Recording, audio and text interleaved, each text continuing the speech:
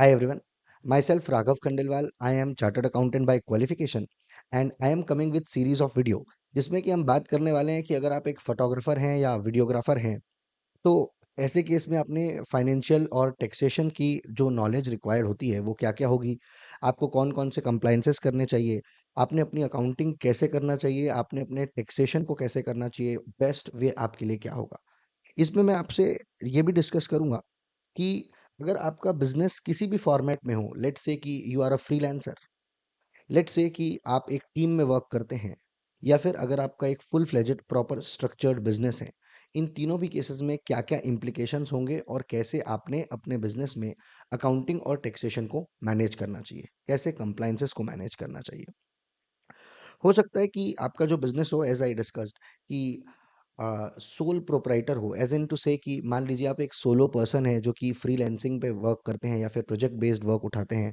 Let's say you are an architectural photographer, let's say कि आप wedding photographer है जो टीम में वर्क करते हैं।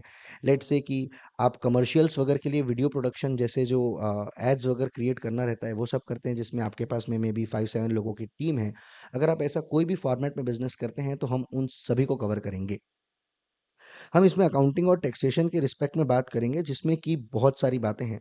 पहले मैं आपके सामने कुछ वीडियोज़ लाऊँगा जिसमें कि आज का जैसे वीडियो है इसमें हम इनकम टैक्स पे बात करेंगे। इसके अलावा आई will talk in coming videos about GST कि आपने स्पेसिफिकली आपके बिज़नेस के लिए जीएसटी के लिए कब रजिस्ट्रेशन लेना होगा। रजिस्ट्रेशन लेने के बाद में आपने कंप्लायंसेस की क्या रिक्वायरमेंट होगी, आपको कब रिटर्न फाइल करना होगा, इनपुट टैक्स क्रेडिट क्या होता है, क्या आपको उसका रिकन्सिलिएशन करना होगा, क्या आप आईटीसी का बेनिफिट लेकर के अपने टैक्स को सेव कर सकते हैं, क्या कॉम्पोजिशन स्कीम होती है और उसे आप कैसे यूज़ कर सकते हैं। हम इन सारी बातों में डिटेल में सारे बिज़नेसेस के लिए आई मीन टू से सारे फॉर्मेट ऑफ आपके जो निश है उसके बिज़नेसेस के लिए हम इन सब में डिस्कस करेंगे। Then I will talk to you about TDS. TDS क्या होता है? आपके बिज़नेस में आपको कब टीडीएस रिक्वायर्ड रहता है कि आप डिडक्ट करें? ऐसे केसेज़ में जहाँ पे आपका टीडीएस डिडक्ट हो रहा है, वहाँ पे आपको कौन-सी चीज़ों के बारे में ध्यान देना चाहिए? And trust me, you are going to see कि आप बहुत सारी छोटी-छोटी गलतियाँ करते हैं। आई हैव सीन यूजुअली लोग जो है चार्टर्ड अकाउंटेंट से केवल फाइलिंग एक्सपेक्ट करते हैं, but I am right now giving you suggestions और नॉलेज जो आपको ओवरऑल आपके फाइनेंस के लिए ज़रूरी है। It is not just about filing. Filing is कि आपका सारा काम हो चुका है, साल कंप्लीट हो गया, उसके बाद में टैक्स का आपको कंप्लायंस करना है, but I am not talking about that. मैं आपसे बात कर रहा हूँ कि ड्यूरिंग द प्रोसेस आपको कौन-सी चीज़ों की जानकारी रखना चाहिए जिससे आप एक हेफ़्टी अमाउंट सेव कर पाएँगे।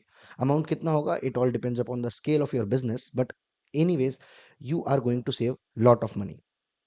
Then form of entity, same बात। आप फोटोग्राफर या वीडियोग्राफर हैं, ऐसे केस में आपने कौन-सी फॉर्म ऑफ एंटिटी के थ्रू ऑपरेट करना चाहिए? Should you form a company, private limited company, LLP, limited liability partnership? क्या मुझे सोल प्रोप्राइटरशिप फॉर्म में काम करना चाहिए, वन पर्सन कंपनी में काम करना चाहिए या पार्टनरशिप फर्म में काम करना चाहिए? कोई भी एक एंटिटी बेस्ट नहीं होती है। आपके बिज़नेस पे, आपकी बिज़नेस की रिक्वायरमेंट्स पे डिपेंड करता है कि आपके लिए बेस्ट एंटिटी क्या है। अगर सिर्फ़ प्राइवेट लिमिटेड कंपनी ही बेस्ट होती, तो आज की डेट में बाकी फॉर्म ऑफ बिज़नेस एक्ज़िस्ट नहीं करते। आपके लिए depending upon scale of your business, how you are operating, tax optimisation, आपकी आगे की लोन की रिक्वायरमेंट क्या है, ये सब चीज़ों को देखते हुए ही हम डिसाइड करते हैं कि आपके लिए कौन सी फॉर्म ऑफ एंटिटी अच्छी होगी। तो this also we are going to talk about in the coming series of the videos. Then there are compliances, आपको कौन कौन से कंप्लाइंसेस करने होंगे इनमें भी हम बात करेंगे। अकाउंटिंग वेज, आपने अपनी बुक्स ऑफ अकाउंट को कैसे मैनेज करना चाहिए, आपने कैसे रिपोर्ट्स देखनी चाहिए कि एग्जैक्टली आपका कितना खर्चा हो रहा है, कितना खर्चा आपका ट्रैवलिंग में जा रहा है, गियर्स में जा रहा है। Let's say you have bought gears, या फिर हो सकता है कि you have gotten gears on rent, तो आपका जो रेंटल एक्सपेंसेस है वो कितने जाते हैं। अगर आपके पास में 5-6 लोगों की टीम है, तो उन टीम के ऊपर आपका एग्जैक्टली कितना-कितना खर्चा हो रहा है, आप कौन से प्रोजेक्ट से कितना रुपए बना रहे हैं, ये सारी रिपोर्ट्स। अकाउंटिंग तो ज़रूरी है ही अगर आप टैक्सेस को ऑप्टिमाइज़ करना चाहते हैं तो भी, लेकिन अगर आप अपने बिज़नेस की इनसाइट्स देखना चाहते हैं, अगर आप अपने बिज़नेस में क्या हो रहा है ये देखना चाहते हैं, इसके लिए भी अकाउंटिंग ज़रूरी है। और साथ में I will provide you SOP also, standard operating procedure also I will try to provide it, कि जिसमें आपको एक step by step I will guide you कि आपने कैसे ऑपरेट करना चाहिए ताकि आप ये सारी चीज़ों को, जितने भी अभी हमने कंप्लायंसेस डिस्कस करे, ये सारे कंप्लायंसेस बेस्ट हो जाएँ। इसके साथ में टैक्स ऑप्टिमाइज़ेशन भी हो। लेट फीस और इंटरेस्ट न लगे। लंबा लंबा late fees and interest people pay and they don't even realise, they have not seen their tax returns, जिसमें उन्होंने देखा ही नहीं है कि वो कितना पे कर रहे हैं। All these things we are going to see. तो coming back to our today's topic, आज के टॉपिक में आपसे इनकम टैक्स पे बात करने वाला हूँ। और हाँ, प्लीज सब्सक्राइब अगर आप आगे और सीरीज ऑफ वीडियोस देखना चाहते हैं, and if you are photographer और वीडियोग्राफर तो आप सब्सक्राइब करिए सो दैट आपको सारे वीडियोस की अपडेट मिल जाए। आई एम श्योर आपको बहुत वैल्यू एडिशन मिलेगा। And let's continue with this. If you are liking this, give me a thumbs up और something so that I will also be motivated. Something as in की thumbs up, like, what, share, subscribe, whatever all these things are. ठीक है, तो देखिए, income tax, सबसे पहली बात आती है कि सर मुझे रिपोर्टिंग ऑफ इनकम कैसे करनी है। तो देखिए, अगर आप एक फ्रीलांसर हैं या फिर अगर आप टीम पे वर्क करते हैं जिसमें 5-6 लोगों की टीम है या फिर फुल फ्लेजेड बिजनेस है, मैं 3 कैटेगरीज में इस बिजनेस को बांट के चलूंगा। इन तीनों ही कैटेगरीज में आपने कैसे-कैसे ऑपरेट करना चाहिए, इन सब पे हम बात करेंगे। तो अभी आप जहाँ पे एप्लीकेबल होगा कि आप अगर ये पर्टिकुलर केस में आते हैं तो आपको कैसे शो करना है, वो मैं स्पेसिफिकली आपको बताऊँगा। अभी मैं स्टार्ट करता हूँ, थोड़ा-सा आपको उसके बारे में आइडिया देता हूँ कि अगर आप जनरली फ़ोटोग्राफ़ी या वीडियोग्राफ़ी में डील करते हैं, तो ऐसे केस में आपके पास में ऑप्शंस क्या-क्या हैं, है ना? कि आपके पास में विकल्प क्या हैं? आप कैसे अपनी इनकम को शो कर सकते हैं। तो देखिए, एक तो तरीका होता है कि आप नॉर्मली आपके पास में जो भी इनकम आती है, वो आपकी इनकम होती है और आप जो भी खर्चे करते हैं, जो भी expenses, whatever the expenses you are incurring, वो सारे एक्सपेंसेस उस इनकम में से डिडक्ट होती है और उसके बाद में your profits are calculated. Then you have to pay taxes on that profits. Let's say मैंने 100 रुपए कमाए और मैंने वो कमाने के लिए अभी 30 रुपीज़, 40 रुपीज़ का खर्चा किया है। There is salary, may be there is rent, rent for immovable property, that is, हो सकता है जो आप ऑफिस में हो वहां पे आप रेंट देते हो, आपका इलेक्ट्रिसिटी का खर्चा आता होगा, आपके स्टाफ होंगे, हो सकता है आपके पास में गियर्स हो, तो वो जो गियर्स हैं उन पे खर्चा आ रहा है, आपके ट्रेवल एंड स्टे का खर्चा हो सकता है। ये सारे जो खर्चे हैं ये आप माइनस करते हैं, उसके बाद में आपका प्रॉफिट आता है। ये जो आपका प्रॉफिट आता है, इस प्रॉफिट पे आपको टैक्स देना पड़ेगा। तो पहली बात तो ये हो गई कि आपने कैलकुलेट करना होगा आपका प्रॉफिट क्या है और इस प्रॉफिट पे आप टैक्स देंगे। दूसरा, ये हो गया नॉर्मल तरीका। नाउ देयर इज वन और टू मोर सेक्शन जिन्हें कि हम प्रिजम्पटिव टैक्सेशन भी कहते हैं। तो होता ऐसा है कि अगर आप प्रिजम्पटिव टैक्सेशन का बेनिफिट लेंगे तो इसमें ये होगा कि आपको अपनी सारी इनकम और सारे खर्चों का हिसाब किताब नहीं रखना होगा। मैं एक और बार रिपीट करता हूँ, जो हमारे यहाँ पे इनकम टैक्स लॉ है, इनकम टैक्स कानून है, वो हमें बोलता है कि आपने पहले अपनी सारी इनकम लिखनी है, फिर सारे खर्चे लिखने हैं और उसके बाद में जो नेट आपके पास में बचेगा प्रॉफिट, उसमें आप टैक्स देंगे। टैक्स कितना देंगे वो अलग बात है, क्योंकि ये डिपेंड करता है कि आपका फॉर्म ऑफ एंटिटी क्या है। अगर आप सोल प्रोप्राइटर हैं तो आप पे स्लैब रेट्स लगेंगे। अगर आप फ्रीलांसर हैं तो आप पे स्लैब रेट्स लगेंगे। अगर आपने कंपनी के फॉर्म में ऑपरेट कर रहे हैं तो आपको 25% का टैक्स लगेगा, जो कि 25.12 और 26% के बीच में हवर करता है। हो सकता है कि आप एलएलपी है, पार्टनरशिप फर्म वगैरह है, आपको 30% का टैक्स लगेगा। तो जो टैक्स रेट है वो अलग बात है, उस पे भी हम आएँगे। But now, right now the thing is कि आपने अपने इनकम टैक्स जब शो करते हैं तो उसके लिए आप इनकम कैसे कैलकुलेट करते हैं? क्योंकि income tax is tax on income. तो एक तो तरीका हो गया कि मैंने अपने सारे इनकम को लिखा, फिर सारे एक्सपेंसेस को लिखा और मेरे पास में जो नेट बचा वो मेरी इनकम हो गई। There is one way. Second way is कि आप टैक्स प्लानिंग के एक अच्छे सेक्शन को यूज़ कर सकते हैं, व्हिच इज़ प्रिजम्पटिव टैक्सेशन। देखिए, प्रिजम्पटिव टैक्सेशन सेक्शन नंबर 44, मैं आपको सेक्शंस बताता हूँ। Section number 44 A D and section number 44 A D A, ऐसे 2 सेक्शंस हैं इनकम टैक्स एक्ट में। सेक्शन नंबर 44 ए डी आपको बताता है कि आप अपने 92% जो इनकम है उसे आप टैक्स फ्री कर सकते हैं। केवल आपको जो 8% की रिसीट्स है, उस पे आपको ये बताना होगा कि ये मेरा प्रॉफिट है। मतलब कि मैं यूँ कहूँ कि इस केस में मान लिया जाएगा कि 8% ऑफ रिसीट्स डीम्ड हो जाती है, मान ली जाती है कि आपके प्रॉफिट्स हैं। अगर आप अच्छे प्रॉफिट में रन कर रहे हैं तो आपके लिए ये ऑप्शन अच्छा होता है, काफ़ी अच्छा ऑप्शन है ये। दूसरा ऑप्शन है 44 एडीए का। सेक्शन नंबर 44 एडीए आपको बताता है कि जो भी आपकी रिसीट हुई है उसका जो 50% है, 50% ऑफ रिसीट्स जो है वो टैक्स फ्री हो जाएगी। मतलब कि आप आपकी रिसीट्स का 50% जो है उसे आप income, that is profit, show कर सकते हैं। और ये जो प्रॉफिट्स हैं इसमें आपको टैक्स देना होगा। बिफोर वी मूव अहेड, मुझे क्लेरिफाई करना है एक बात कि ये जो दोनों सेक्शंस हैं 44 ए डी और 44 ए डी ए, ये दोनों काफी पुराने सेक्शंस हैं और इनमें बहुत ज्यादा रिविजन्स की रिक्वायरमेंट है, एज इन टू से कि इसमें बहुत ज्यादा लिटिगेशन है। 44 ए डी ए ये जो सेक्शन है ये प्रोफेशनल्स को लगता है, और वो भी कौन से प्रोफेशनल्स, जो कि बताए गए हैं इनकम टैक्स कानून में। एंड 44 ए डी जो है ये लगता है बिजनेसेस को, 44 ए डी लगता है बिजनेसेस को। और अगर आप एक टीम में ऑपरेट करते हैं, if you are operating under a team, आप बिजनेस के फॉर्म में अगर ऑपरेट कर रहे हैं, तो आप डेफिनेटली 44 ए डी का बेनिफिट ले सकते हैं। द थिंग इज कि कभी कभी डिपार्टमेंट में अगर केस वगैरह ओपन होते हैं, तो असेसिंग ऑफिसर्स जो कि बेसिकली आईटीओज वगैरह रहते हैं, वो थोड़ा सा आपको परेशान कर सकते हैं कि 44 एडी आपके केस में नहीं लगेगा वगैरह। But at the end of the day it's usually worth it, क्योंकि अगर वो परेशान करते भी हैं तो हम लिटिगेशन में जीत जाते हैं।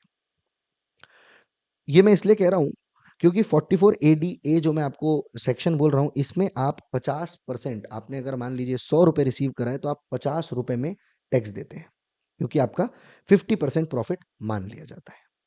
लेकिन अगर आप 44 ए डी को यूज करते हैं, तो अगर आपने 100 रुपए कमाया है, तो उस पे केवल 8% ही आपका प्रॉफिट माना जाता है। मतलब 100 रुपए आपके बैंक में आया और 8 रुपए आपका प्रॉफिट हुआ।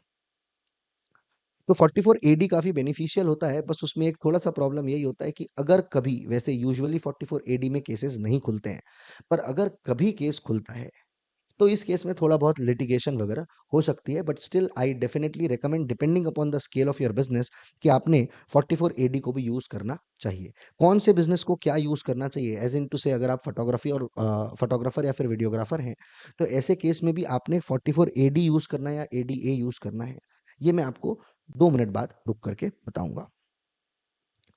तो अभी मैंने आपको एक बेसिक आइडिया दे दिया कि नॉर्मली अगर आप करना चाहते हैं, तो आपको क्या करना होगा, आपको अपनी बुक्स मेंटेन करना होगा। इसमें आप अपने प्रॉफिट्स या फिर जो लॉसेस हैं, ये कैलकुलेट करेंगे, और ये कैलकुलेट करने के बाद में आप इसमें टैक्स देंगे। Getting it? दूसरा है कि आप 44 एडी या एडीए में जाएंगे, जहां पे आपको अपने प्रॉफिट को कैलकुलेट नहीं करना होगा। अगर आप अपने बिजनेस की रिक्वायरमेंट के चलते कैलकुलेट करना चाहते हैं, तो डेफिनेटली करिए, विच आई ऑलवेज रिकमेंड कि आपने हमेशा करना चाहिए।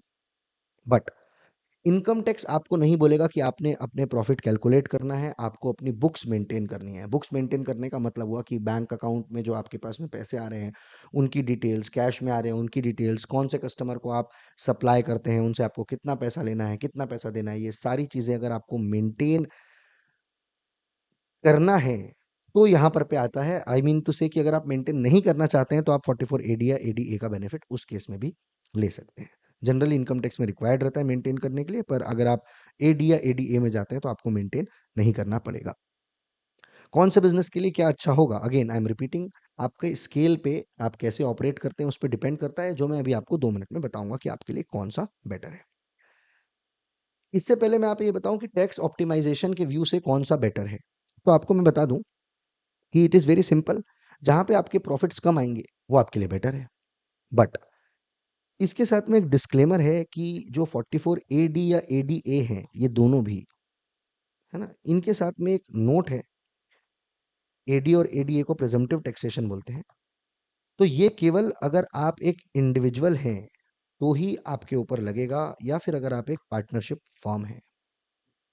मतलब कि आप 44 एडी या एडीए का बेनिफिट, 44 एडी या एडीए का बेनिफिट तभी ले सकते हैं जब आप एक इंडिविजुअल या पार्टनरशिप फर्म है। अगर आपकी एक कंपनी है, तो आपके पास में ऑप्शन नहीं है, तब तो आपको अपनी बुक्स ऑफ अकाउंट मेंटेन करना होगा, आपको अपने एक्चुअल प्रॉफिट और लॉस कैलकुलेट करने होंगे, और उसमें आपको टैक्स देना होगा। लेकिन अगर आप एक इंडिविजुअल हैं या फिर अगर आप एक पार्टनरशिप फर्म है, तो ऐसे केस में आप या तो यहाँ पर जा सकते हैं, जहाँ पे आप नॉर्मल स्कीम में जा सकते हैं, सॉरी ये थोड़ा सा कट हो गया था, मैं अभी ध्यान दिया।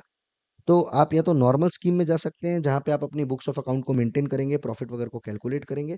दूसरा तरीका ये होगा कि आप 44 एडी या एडीए में जा सकते हैं। आप यहाँ पर पे अगर आपका टैक्स सेव होता है, तो आप इनका यूज कर सकते हैं। लेकिन अगर आप कंपनी है, तो आपके पास में ऑप्शन नहीं है। That is why I said, हर किसी के लिए कंपनी अच्छी नहीं होती है। और इसका ये मतलब नहीं हुआ कि आपने कभी भी कंपनी फॉर्म नहीं करना चाहिए। अगेन मैं जब एंटिटी के लिए डिस्कशन करूंगा, जब मैं आपके लिए वो वीडियो लाऊंगा, उसमें मैं आपको बताऊंगा कि कौन से केस में आपने कौन-सी एंटिटी फॉर्म करना चाहिए। तो अब मैं आपसे डिस्कस करूँगा कि आपके लिए डिपेंडिंग अपॉन कि आप कैसे बिज़नेस कर रहे हैं। क्या आप एक कंपनी हैं, एलएलपी हैं, वन पर्सन कंपनी है, प्राइवेट लिमिटेड कंपनी है या फिर आप एक फ्रीलांसर के फॉर्म में ऑपरेट करते हैं। इन सारे केसेस में आपके लिए कौन-सा तरीका बेस्ट होगा अपने इनकम को शो करने का, जिससे आप अपने इनकम टैक्स को सेव कर पाएँगे। तो देखिए, मैं आपको इसका एक चार्ट बना करके शो करता हूँ कि आपके लिए क्या बेस्ट रहेगा। Just a second. Um, by the way, अगर आपको ये वीडियो पसंद आ रहा है तो इसे लाइक करें, शेयर करें अपने और फोटोग्राफर या वीडियोग्राफर जो आपके कोलीग्स वगैरह हैं उनके साथ में ज़रूर शेयर करें, सो दैट मुझे मोटिवेशन मिले और मैं ऐसे बहुत सारे वीडियोज़ डालूँ।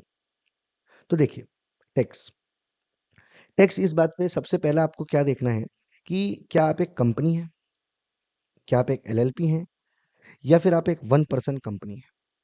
अगर ये तीनों केस हैं तो आपके पास में ऑप्शन नहीं है, आपने नॉर्मल स्कीम में ही अपनी बुक्स को मेंटेन करना होगा। आपने क्या करना होगा, you have to maintain books, और बुक्स मेंटेन करने के बाद में आपके प्रॉफिट्स कैलकुलेट होंगे और वो प्रॉफिट के ऊपर आपको इनकम टैक्स देना होगा। द थिंग इज कि कुछ चीज़ें ज़रूर आप टिप के रूप में ध्यान रख सकते हैं जिसका आप अच्छा बेनिफिट लेंगे। सबसे पहली बात कि आपने जो भी आपके एक्सपेंसेस हैं, उनमें आप कोशिश करें कि आप बैंक से पेमेंट करें। 10,000 से कम के हों तभी भी आप बैंक से पेमेंट करें, सो दैट वो सारे एक्सपेंसेस को हम क्लेम पर कर पाएँ और कल को डिपार्टमेंट हमसे क्वेश्चन ना करें कि ये आपने कच्चे का पैसे से पेमेंट करा है या आपके पास में एक्चुअल में पैसा था ही नहीं, और अगर आपके पास में एक्चुअल में पैसा था ही नहीं, आप ये केवल एंट्रीज़ के फॉर्म में बता रहे हैं कि खर्चा किया हुआ है। तो आप इससे अच्छा ये है कि आप एक्चुअल में जितने भी एक्सपेंसेस होते हैं उन सबको आप बैंक से पे करें। दूसरी टिप, अगर आपका खर्चा कोई 10,000 से ज़्यादा का है, तो that is a big no, उसे तो आप ना ही करें। 10,000 से ऊपर का अगर कोई भी खर्चा होता है तो मेक श्योर कि उसे आप बैंक से ही करें। अदरवाइज़ ये खर्चा आपको अपने प्रॉफ़िट में से माइनस करने नहीं मिलेगा। तीसरी बात, कहीं पे भी अगर आपको टीडीएस की एप्लीकेबिलिटी आती है, टीडीएस क्या होता है, क्या नहीं होता है, इस पे हम और बात करेंगे। पर अगर आप जानते हैं तो आप इतना ज़रूर आइडिया रखें कि टीडीएस अगर आपको कहीं पे भी लगता है, तो वो हर जगह पे टीडीएस ज़रूर डिडक्ट करें। अगर आप टीडीएस डिडक्ट नहीं करेंगे, तो वो खर्चा भी कल को गवर्नमेंट आपके प्रॉफ़िट में से आपको माइनस करने नहीं देगी। अगर आपने माइनस कर लिया है कैलकुलेट करते टाइम पे, तो एओ असेसिंग ऑफिसर अगर आपका केस ओपन होता है, तो उन सारे खर्चों को ऐड करेंगे, उनमें आपको टैक्स लगाएँगे, इंटरेस्ट लगाएँगे, पेनल्टी लगाएँगे। Again liability will be very high. तो ये कुछ आपके ये स्मॉल टिप्स हैं जिन्हें आपको ध्यान देना चाहिए। इसके अलावा और भी टिप्स हैं जिन्हें मैं आगे और वीडियोज़ में जब और आगे आपको अलग टैक्स के चीज़ें सब रिलेट करूँगा, उसके बाद मैं आपको और अच्छे से एक्सप्लेन करूँगी। दूसरा केस ये हो गया कि अब आप अगर काम करते हैं जिसमें कि आप एक सोल प्रोप्राइटरशिप फर्म है, मतलब कि आप एक फ्रीलांसर हैं। इसे मैं ऐसा कहूँ कि अगर आप एक फ्रीलांसर हैं या फिर अगर आप एक टीम के फॉर्म में काम करते हैं जिसमें कि 5-6 लोग हैं, मतलब there is a small team. तो ऐसे केस में ये वाला आपके लिए एप्लीकेबल होगा। हो सकता है कि आपका जो एंटिटी है वो या तो सोल प्रोप्राइटर हो या फिर आपकी एक पार्टनरशिप फर्म हो। आई रिपीट, मैं लिमिटेड लायबिलिटी पार्टनरशिप की बात नहीं कर रहा हूँ, मैं नॉर्मल पार्टनरशिप फर्म की बात कर रहा हूँ, चाहे वो रजिस्टर्ड हो या अनरजिस्टर्ड हो। इन सारे केसेस में आपने क्या करना है? सबसे पहले आपने देखना है कि आपकी जो इनकम है, आपकी जो रिसीट्स है, जो आपके बैंक में रिसीट्स हो रही है, वो कितने रुपए की है? लेट्स से कि अगर आपकी जो इनकम है, और I should use the word receipts ताकि कन्फ्यूजन ना हो, रिसीट्स है। अगर आपकी रिसीट्स अप टू 10 लैक्स की है, अगर आपकी receipts up to 10 lakh rupees की है, तो ऐसे केस में आप कंसीडर कर सकते हैं कि आप अपनी इनकम को 44 ए डी ए में शो करें, जहां पे आपके ऊपर जो प्रॉफिट्स निकाले जाएंगे वो मोस्टली हो जाएंगे केवल 10 लाख का 50%, दैट इज टू से 5 लाख रुपीस। अगर आपके पास में जो प्रॉफिट आ रहे हैं वो केवल 5 लाख रुपए के हो जाते हैं, तो जो आपके ऊपर टैक्स आएगा वो, अगर आप एक इंडिविजुअल हैं तो ऐसे केस में ज़ीरो टैक्स हो जाएगा आपके लिए। और अगर आप एक इंडिविजुअल नहीं है, पार्टनरशिप फर्म है, तो भी आपके ऊपर एक मिनिमम टैक्स ही आएगा। तो इससे आपका फ़ायदा ये होगा कि अगर डिपार्टमेंट कल को केस ओपन करता भी है, तो अगर आप 44 एडीए में गए हैं, तो आपके ऊपर लिटिगेशन के चांसेस बहुत कम है। ज़ीरो कुछ भी नहीं होता है लिटिगेशंस की दुनिया में, लीगल वर्ल्ड में there is never zero chance. तो काफ़ी कम है, I can say close to zero है रिस्क कि आपको कल को परेशान किया जाए। दूसरा केस ये है कि अगर आपकी रिसीट्स 10 लाख से ऊपर हैं, मान लीजिए आपकी रिसीट्स 10 लाख से ऊपर है और अराउंड 1 करोड़ या फिर 2 करोड़ रुपए तक के की रिसीट्स होती है। अगर ऐसा कोई केस है, तो ऐसे केस में आपके लिए काफ़ी अच्छा ऑप्शन होता है 44 एडी में शो करने का। 44 एडी में अगर आप शो करेंगे, तो ये होगा कि आपके जो प्रॉफिट्स हैं, वो मान लीजिए 1 करोड़ रुपए अगर आपके पास में रिसीट्स हुई है, तो वो 1 करोड़ का 8% दैट इज़ टू से 8 लाख रुपीज़। केवल 8 लाख रुपए ही आपका प्रॉफिट माना जाएगा और इस 8 लाख रुपए पे आपको टैक्स देना होगा। अगर आप इंडिविजुअल हैं, तो आपको स्लैब रेट से देना होगा, अगर आप एक पार्टनरशिप फर्म है, तो आपको स्ट्रेट रेट लगेगा। अगर आप पार्टनरशिप फर्म हैं, तो आपको स्ट्रेट में यूजुअली 30% का टैक्स लगेगा, बट स्टिल आपने बहुत बड़ा टैक्स सेव कर लिया। अगर आपके पास में 100 लाख की रिसीट्स है, तो हो सकता है आपके प्रॉफिट्स 20 से 25 लाख रुपए के होते हैं या फिर ज़्यादा भी होते हैं। Considering you are a service industry, usually जो प्रॉफिट्स रहते हैं वो थोड़े हाई रहते हैं। अगर आपके प्रॉफिट 8% से ज़्यादा है, तो किन्हीं भी केस में आपके लिए ये काफ़ी अच्छा एक ऑप्शन होता है। एक और केस ये हो सकता है कि आपका जो रिसीट्स है वो 2 करोड़ रुपए से भी ऊपर का हो जाता है। अगर ऐसा केस है, तो आपके पास में ऑप्शन नहीं है, आपको नॉर्मल स्कीम में you have to maintain the books of accounts. आप अपनी बुक्स बनाएंगे और आप अपनी बुक्स बना करके उसमें प्रॉफिट्स को कैलकुलेट करेंगे। You will calculate the profits, और ये जो प्रॉफिट कैलकुलेट करेंगे, इसमें आपको टैक्स देना होगा। तो ये आपके लिए बेसिकली क्रक्स है कि आपने अपनी इनकम को कहाँ पर पे शो करना चाहिए, सो दैट आप अपने टैक्स को सेव कर सकें। मिलता हूं मैं आपसे अगले वीडियो में, जहां पे मैं आपसे इसी में कंप्लायंसेस से लेकर के टैक्सेस पे, आई मीन कंप्लायंसेस और टैक्सेस पे और बात करूंगा with respect to your industry, that is photography and videography industry. मैं आपसे बात करूंगा जीएसटी में रजिस्ट्रेशन कब लेना चाहिए, कब नहीं लेना चाहिए, कॉम्पोजिशन स्कीम क्या होती है, जीएसटी में कब बेनिफिट मिलता है, आईटीसी क्या होता है, आईटीसी का रिकंसिलिएशन क्या होता है, टीडीएस क्या होता है, आपने कौन सी कंपनी बनाना चाहिए, क्या आपने कंपनी बनाना चाहिए या आपने सोल प्रोप्राइटरशिप में काम करना चाहिए, कौन से केस में आपके लिए कंपनी अच्छी होती है, कौन से केस में नहीं होती है। याद रखिए एक चीज और छोटी सी जो मुझे अभी जस्ट याद आई है, अगर आप अपनी इनकम कम शो करेंगे, तो अगर आप आगे चल के लोन्स सीक करना चाहते हैं, अगर आप चाहते हैं कि अगर आप आगे चल के बिजनेस के लिए लोन उठाएं, और अगर आप उन लोन में बैंक वगैरह को इन्वॉल्व करना चाहते हैं, तो ऐसे केस में अगर आप अपनी इनकम ज़्यादा दिखाएंगे, तो आपके लिए फ़ायदा होगा। ज़्यादा इनकम दिखाने का स्ट्रेट ये भी मतलब हुआ कि आप पे टैक्स ज़्यादा आएगा। तो ये एक कीमत है जो आपको अदा करनी पड़ेगी, ज़्यादा टैक्स दे करके, और ये कीमत के बदले में आपको मिलेगा आसानी से loan.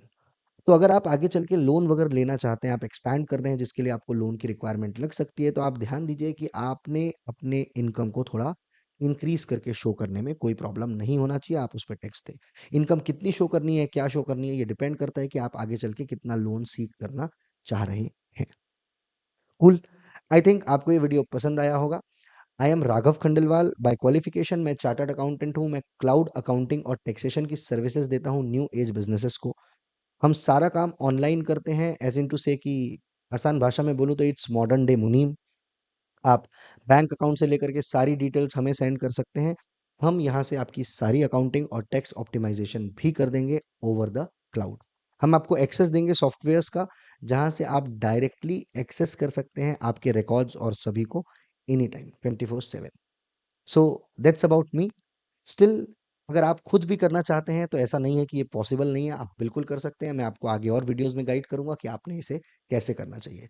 If you like my approach, if you like my videos, और अगर आपको लगता है कि मुझे और इस इंडस्ट्री के लिए कंटेंट पोस्ट करना चाहिए, अगर आपकी कोई स्पेसिफिक क्वेरी है, तो definitely comment in the section.